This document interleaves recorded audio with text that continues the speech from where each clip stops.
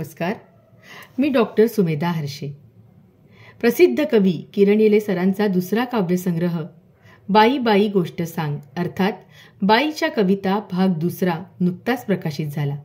या काव्यसंग्रहातील माझ्या मनाला भावलेली एक आशयगर्भ कविता तुमच्या समोर आता मी सादर करते आहे.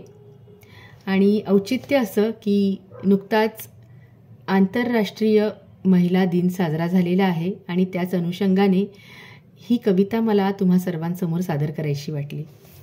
कवितेचं शीर्षक आहे बाई बाई हत्ती बघ. बाई बाई हत्ती बघ झुलते कशी दुखरी रग. बाई बाई हत्ती बघ झुलते कशी दुखरी रग. ओळख तरी एकदा हा प्राणी महाप्राण. भोंडल्यात मध्ये ठेवतेस त्याला तो तुझाच प्राण. ओळख तरी एकदा हा प्राणी महाप्राण. भोंडल्यात मध्ये ठेवतेस त्याला तो तुझाच प्राण. तूच आहेस तो हत्तीबाई गोलात छान बसलेला. ताकद विसरून एका जागी शांत पुतळा बनलेला. तूच आहेस तो हत्तीबाई गोलात छान बसलेला. ताकद विसरून एका जागी शांत पुतळा बनलेला. तुझ्या भोवती वर्तुळ करत गाणी गातेस तूच. विसरून गेलीस तरुणपणीचा बंडखोर हत्ती तूच. तुझ्या भोवती वर्तुळ करत गाणी गातेस तूच. विसरून गेलीस तरुणपणीचा बंडखोर हत्ती तूच. तोडू तोडू पाहिलेस तेव्हा हेच जुने साखळदंड. रक्ताळ्यावर सोडून दिलेस प्रयत्न प्रचंड. तोडू तोडू पाहिलेस तेव्हा हेच जुने साखळदंड.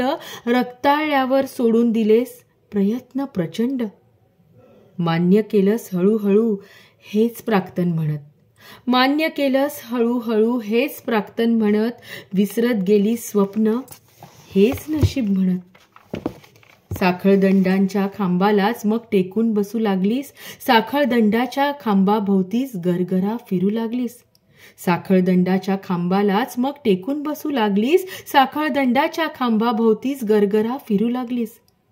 गोफ केला साखळदंडाचा गळ्यात घालून खेळलीस. गोफ केला साखळदंडाचा गळ्यात घालून खेळलीस.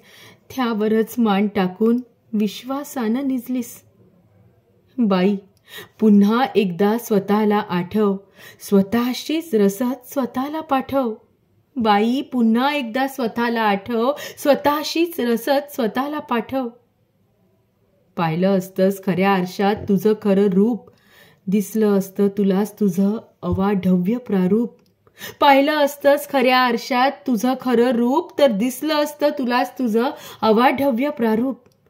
एका फटकाऱ्याने तुझ्या उखडले असते कोदंड. आणि भारी साखळदंडांचा सरला असता गंड. पण आवडू लागला होता तुला ही हत्तींचा तो मेळ. पण आवडू लागला होता तुला ही हत्तींचा तो मेळ. तुला मिळणाऱ्या टाळ्या आणि चालणारा खेळ. कधी वाटलंही तुला करावा येळकोट 72. उखडून टाकावी सर्कस आणि सर्कशीचं ते छप्पर. कधी वाटलंही तुला करावा येळकोट 72. उखडून टाकावी सर्कस आणि सर्कशीचं ते छप्पर. पण खेळता खेळता त्यांनी नेहमी भीती घातली तुला.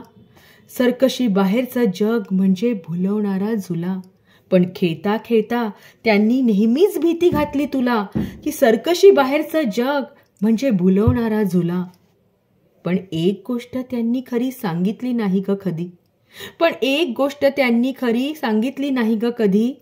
त्या झुल्या पलीकडेच आहे एक जंगल आणि एक नदी. त्या जंगलामध्येच बये तुझं मूळ मूळ आहे. आणि आदिम अनाहत नदी हेच तुझं कुळ आहे. त्या जंगलामध्येच बये तुझं मूळ मूळ आहे. आणि आदिम अनाहत नदी हेच तुझं कुळ आहे. हेच तुझं कुळ आहे. धन्यवाद.